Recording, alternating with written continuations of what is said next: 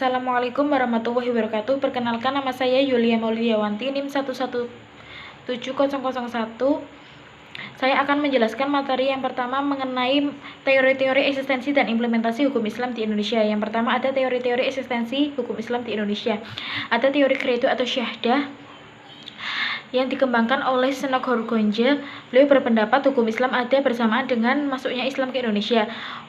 Masyarakat Indonesia yang masuk Islam mengucapkan dua syahdah, maka secara otomatis telah mengakui adanya otoritas hukum Islam di Indonesia. Yang kedua, ada teori Receptio in Complexo yang dikembangkan oleh LMC Vandenberg. Beliau berpendapat bahwa orang Islam di Indonesia telah mengakui hukum Islam secara menyeluruh. Hal ini dibuktikan adanya Statuta Batavia tahun 1642 yang menyebutkan bahwa sengketa warisan antar pribumi Islam harus diselesaikan menggunakan hukum Islam. Yang ketiga ada teori Receptio yang dikembangkan oleh Christian Senok Horgonje. Beliau menyebutkan bahwa hukum Islam dapat berlaku apabila telah diterima dan dikehendaki oleh hukum adat. Yang keempat ada teori Receptio e Contrario yang dikembangkan oleh Profesor Hazairin dan Sayuti Tholib. Mereka berpendapat bahwa hukum Islam mempunyai nilai yang lebih tinggi dari hukum adat, kedudukan yang lebih tinggi daripada hukum adat. Hukum adat dapat berlaku apabila telah mendapatkan legalisasi dari hukum Islam. Selanjutnya ada implementasi hukum Islam di Indonesia. Yang pertama ada pada pra penjajahan.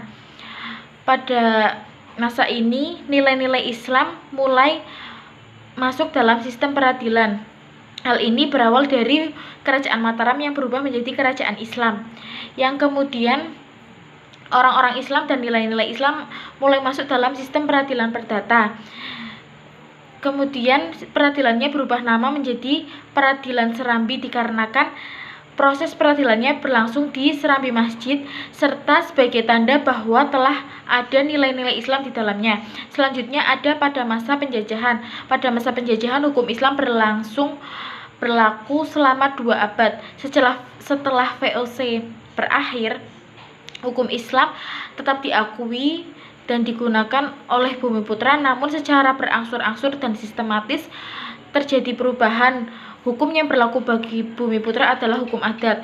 Selanjutnya pada masa kemerdekaan, hukum Islam mulai berlaku universal kepada seluruh rakyat Islam di Indonesia dimanapun ia berada. Hal ini mengalami puncaknya dengan lahirnya Undang-Undang Nomor 7 Tahun 1989 tentang Peradilan Agama dan Instruksi Presiden Nomor 1 Tahun 1991 tentang Kompilasi Hukum Islam.